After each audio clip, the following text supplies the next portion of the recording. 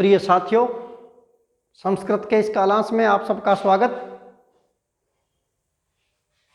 इस कालांश में मैं आपके साथ पंचमी विभक्ति से संबंधित एक संज्ञा सूत्र है मित्रों, जनि कर्तु प्रकृति। इस संज्ञा सूत्र की मैं आपके साथ में चर्चा कर रहा हूं। आइए देखते हैं संज्ञा सूत्र है क्या। जनि कर्तु प्रकृति। पहले अलग अलग पद अपने करके देखते हैं। जनि कर्तु क्या होता है? जने कर्ता इति जनि कर्ता, तत्पुरुष समास, षष्ठी तत्पुरुष। जने कर्ता इति जनि कर्ता और तस्य जनि कर्तु, षष्ठी व्यक्ति का एक वचन लगा है। जने कर्ता इति जनि कर्ता और षष्ठी एक वचन में जनि कर्तु। जनि कर्तु पद का अर्थ है उत्पत्ति, जनन या जन्म। जनि कर्ता शब्द का अर्थ क्या है मित्रों? उत्पत्ति, जनन या जन्म। यह है जनि कर्ता शब्द का अर्थ। और जनि कर्ता शब्द के साथ में षष्ठी व्यक्ति का एक वचन करने पर बनता है जनि कर्तु। ठीक है, तो जनि कर्ता हुआ जन्म का कर्ता, अर्थात जो उत्पन्न होने वाला है वह है जनि कर्ता। ठीक है, अगला पद है मित्रों प्रकृति ही। प्रकृति में प्र उपसर्ग पूर्व क्री धातु और 3 प्रत्यय लगा हुआ है। प्रकृति, प्रकृति का अर्थ है हेतु या निमित्त।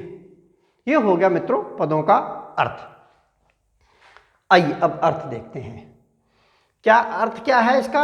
जायमान के हेतुभूत कारक की अपादान संज्ञा होती है।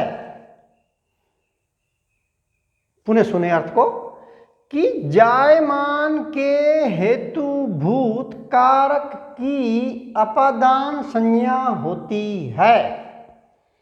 अर्थात जन धातु के कर्ता के कारक, क्षमा चाहूंगा, कारण की अपादान संज्ञा होती है। क्या जन धातु के कर्ता के कारण की अपादान संज्ञा होती है? देखिएगा, प्रत्येक कार्य का कोई न कोई कारण अवश्य होता है। संपूर्ण सृष्टि में कार्य कारण भाव देखा जाता है। मित्रों, कारण 2 प्रकार के, सामान्यतः 2 प्रकार के हैं। एक है अपादान कारण और एक है निमित्त कारण। अपादान कारण मुख्य कारण और निमित्त कारण गौण कारण। मैं उदाहरण देकर स्पष्ट कर दूं आपको। जैसे मिट्टी से घड़ा उत्पन्न होता है, तो मित्रों मुख्य कारण कौन है? मिट्टी है, जिसके बिना घड़ा बन ही नहीं सकता। ठीक है, यत् संवेतम न कार्यम उत्पद्यते तत्समवायी कारण, उपादान कारण, जिसके बिना कार्य हो ही नहीं सकता। मिट्टी के बिना घड़ा बन ही नहीं सकता। तो मिट्टी है यहां उपादान कारण। एक है निमित्त कारण, जो उसका निमित्त है, गौण कारण है। मिट्टी को बनाने वाला, जैसे कुंभकार, कुम्हार है वह, मिट्टी, अकेली मिट्टी से घड़ा नहीं बनता, बल्कि कुंभकार उस बनाता है तभी बनता है। तो कुंभकार हो गया मित्रों निमित्त कारण। तो 2 कारण प्रायशः होते हैं, कौन से? उपादान कारण और निमित्त कारण। देखिएगा, यहां तक बात होगी। उक्त सूत्र से दोनों कारणों की अपादान संज्ञा होती है। ठीक है मित्रों, चाहे वह कारण उपादान कारण हो, चाहे वह निमित्त कारण हो, दोनों कारणों की जनि कर्तु प्रकृति ही इस सूत्र से अपादान संज्ञा हो जाती है। और अपादान संज्ञा होने के बाद अपादाने पंचमी से उसमें पंचमी विभक्ति आ जाती है। शर्त क्या कहना चाहता है? जनि कर्तु। हाँ, जन धातु के कर्ता, जन धातु के कर्ता के कारण की अपादान संज्ञा होती है। सीधा सीधा सा अर्थ में बता दूं आपको, ये सूत्र कहना चाहता है कि जिससे कोई चीज उत्पन्न होती है, जिससे कोई वस्तु उत्पन्न होती है, जिससे उत्पन्न होती है, उसके साथ मित्रों पंचमी विभक्ति आती है। जिससे उत्पन्न होती है, जैसे मिट्टी से घड़ा उत्पन्न हुआ, मिट्टी से घड़ा उत्पन्न हुआ, तो मिट्टी की अपादान संज्ञा हो, मृतिका की अपादान संज्ञा होगी। कौन सूत्र से? जनि कर्तु प्रकृति सूत्र से।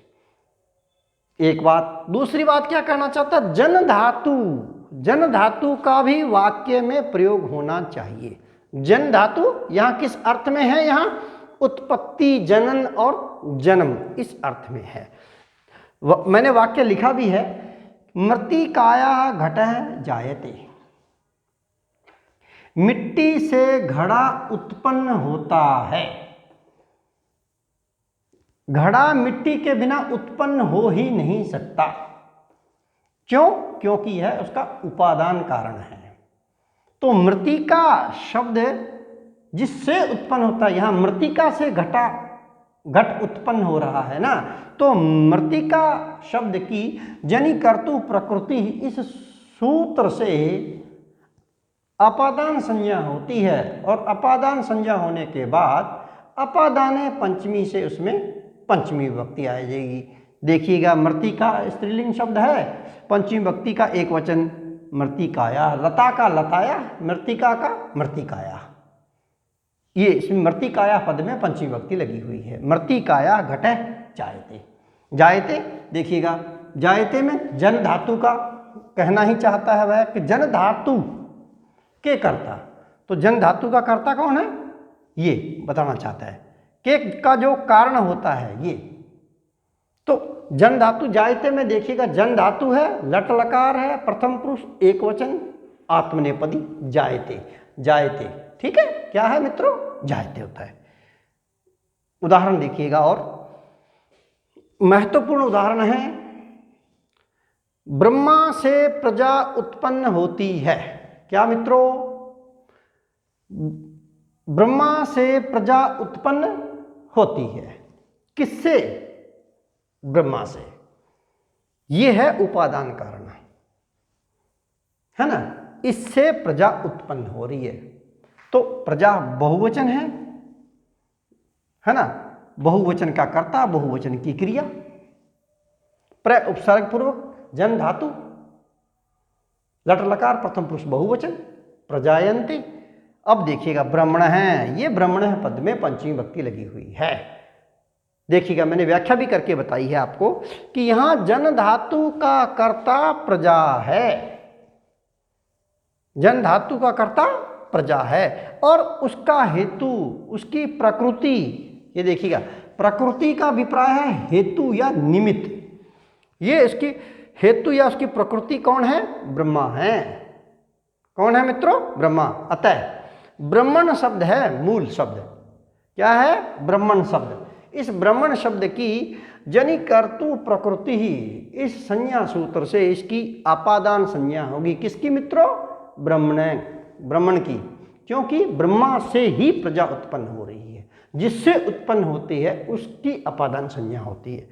तो ब्रह्मण शब्द की यहाँ अपादान संज्ञा हुई और फिर अपादाने पंचमी से ब्रह्मण शब्द में पंचमी विभक्ति लगकर क्या बनता है मित्रों? ब्रह्मण है। ब्रह्मण है, प्रजा प्रजायन्ते। ठीक है मित्रों। एक और उदाहरण देखिएगा, जैसे गोमयात वृश्चिको जायते। क्या है मित्रों? गोमयात वृश्चिको जायते। गोबर से मच्छर उत्पन्न होता है। गोमयात, ये देखिए, गोमयात पद में पंचमी लगी हुई है। गोबर से मच्छर उत्पन्न होता है, जन धातु का प्रयोग हुआ है वाक्य में। एक मच्छर उत्पन्न हुआ, एक वचन का कर्ता, एक वचन की क्रिया। इसी प्रकार से मैंने कह दिया वृश्चिकाः जायन्ते, बहुत सारे मच्छर हैं, पुल्लिंग शब्द है, बहुवचन है, प्रथमा का बहुवचन, तो इधर भी प्रथम पुरुष की बहुवचन की क्रिया आई है। तो यहां प्रथमा व्यक्ति का बहुवचन, तो उधर प्रथम पुरुष का बहुवचन की क्रिया आ गई। तो वृश्चिकाः जायन्ते, किससे? गोमयात् वृश्चिकाः जायन्ते, ये वाक्य बन गया। इसी प्रकार काम से क्रोध उत्पन्न होता है। क्या? काम से क्रोध उत्पन्न होता है। किससे मित्रों? काम से। ये देखिएगा, ये अभिजायते में जन धातु का प्रयोग हुआ है। क्रोध है अभिजायते, किससे? काम शब्द से। तो कामात पद में पंचमी लगी हुई है। सूत्र कौन सा? जनि कर्तु प्रकृति। इसी प्रकार से एक और, ये वाला मैंने मृत्तिकाया घटः जायते, ये मैंने आपको समझा दिया है। अगला उदाहरण है पंकात, क्या? कमलम जायते। पंक से, कीचड़ से कमल उत्पन्न होता है। कमल एक ही है, तो एक वचन का कर्ता, एक वचन की क्रिया। जायते पंकात, ये देखिएगा, ये यहाँ पंकात पद में पंचमी विभक्ति लगी हुई है। कौन सूत्र से? जनि कर्तु प्रकृति से अपादान संज्ञा हुई और उसके बाद में अपादान पंचमी से इसमें पंचमी आ गई और वाक्य बना पंकात कमलम जायते।